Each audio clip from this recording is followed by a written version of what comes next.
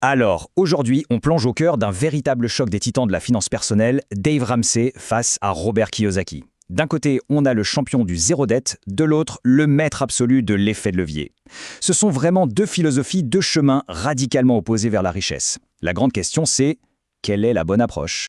Et pour bien commencer, accrochez-vous bien à cette déclaration assez folle de Robert Kiyosaki lui-même. Je suis endetté de 1,2 milliard de dollars. Oui, vous avez bien entendu, 1,2 milliard. Pour la plupart d'entre nous, c'est l'angoisse totale, un cauchemar absolu. Mais pour lui, c'est un outil pour s'enrichir. Juste cette phrase, ça vous montre le fossé, l'abîme qui sépare nos deux experts. Et voilà, on est pile au cœur du débat. D'un côté, Dave Ramsey, pour qui la dette, c'est l'ennemi juré. C'est un esclavage, un obstacle à la tranquillité d'esprit. Son but, une vie 100% sans dette. Et de l'autre, Robert Kiyosaki, qui dit tout le contraire. Pour lui, la dette, quand on sait s'en servir, c'est le meilleur carburant pour bâtir sa fortune. Deux visions du monde. Ok, pour y voir plus clair, voilà comment on va décortiquer tout ça. D'abord, on va regarder de plus près leurs deux philosophies. Ensuite, on va se demander si la dette est un outil ou un piège. Puis, on examinera leur manuel pour la richesse, leur plan concret. On verra aussi les points où ils sont en désaccord total. Et enfin, la grande question, quelle méthode est faite pour... Allez, on rentre dans le dur. La dette, est-ce que c'est une chaîne qui nous tire vers le bas ou au contraire une sorte de levier qui peut nous propulser vers la richesse? Vous allez voir les réponses de Ramsey et Kiyosaki, eh bien, elles ne pourraient pas être plus opposées. Alors, chez Kiyosaki, il y a un concept qui est absolument central. Pour lui, il faut faire une distinction très claire. Toutes les dettes ne se valent pas. D'un côté, il y a la mauvaise dette. C'est celle qu'on utilise pour des passifs, des trucs qui perdent de la valeur, genre la nouvelle voiture, le dernier téléphone. Ça, c'est de l'argent qui sort de la poche. Et de l'autre, il y a la bonne dette. Et là, c'est complètement différent. C'est un emprunt qu'on fait pour acheter des actifs, des choses qui, elles, vont générer de l'argent. Et sa définition est d'une simplicité redoutable. Un actif, ça met de l'argent dans votre poche. Un passif, ça en sort. C'est aussi simple que ça. Tout est une question de flux de trésorerie, le fameux cash flow.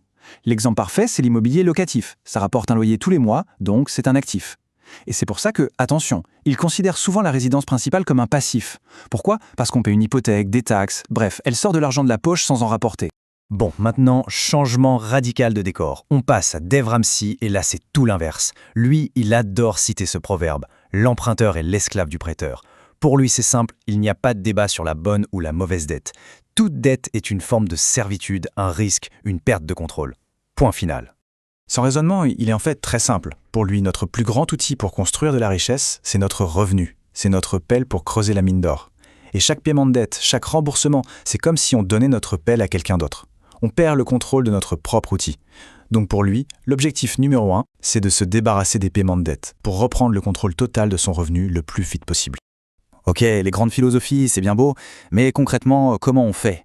Quels sont les plans d'action, les manuels que chacun propose pour arriver à la liberté financière? C'est ce qu'on va voir maintenant.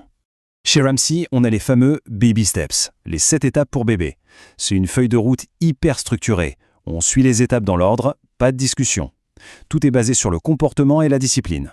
Prenez l'étape 2, la fameuse méthode boule de neige. On rembourse toutes ses dettes, sauf la maison, en commençant par la plus petite. Alors oui, mathématiquement, ce n'est pas toujours le plus efficace, mais psychologiquement, c'est un coup de génie. Chaque petite dette remboursée, c'est une victoire qui donne une motivation incroyable pour continuer. Maintenant, chez Kiyosaki, oubliez la recette de cuisine. Ce n'est pas une liste d'étapes, c'est plutôt une philosophie, un état d'esprit. L'idée, ce n'est pas de ne plus avoir de dette, mais au contraire, d'utiliser la bonne dette comme un levier pour acheter des actifs qui crachent du cash flow, comme l'immobilier locatif. L'objectif ultime, que les revenus passifs de ces actifs payent toutes les dépenses de la vie. Et là, on est libre. Mais attention, il le répète sans cesse, il faut une solide éducation financière, sinon c'est le crash assuré. Ok, les stratégies sont posées. Maintenant, allons voir les points de rupture, les sujets où leurs conseils sont en opposition, mais totale. C'est là que le choc des visions est le plus flagrant. Premier round, les cartes de crédit. Pour Dave Ramsey, la réponse est simple, nette et sans bavure, coupez-les. Pour lui, c'est du poison en plastique, une porte d'entrée vers la dette de consommation, il faut s'en débarrasser.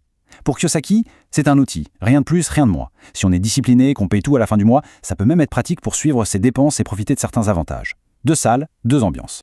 Deuxième grand point de désaccord, la résidence principale. Pour Ramsey, c'est un objectif ultime.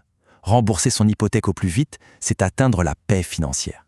C'est la sécurité avec un grand S. Kiyosaki, lui, voit ça comme un passif et même une erreur stratégique. Pour lui, tout l'argent qu'on met en plus pour rembourser sa maison plus vite, c'est de l'argent dormant. de l'argent qui pouvait travailler ailleurs, par exemple en étant utilisé comme apport pour acheter un bien locatif qui, lui, générait des revenus. Bon, après avoir vu ces deux mondes s'affronter, la vraie question, ce n'est peut-être pas qui a raison dans l'absolu, mais plutôt quelle méthode est la plus adaptée à sa situation personnelle. Tout dépend de sa tolérance au risque, de son point de départ et surtout de son niveau de connaissance en finance. Et ce tableau, il résume tout parfaitement.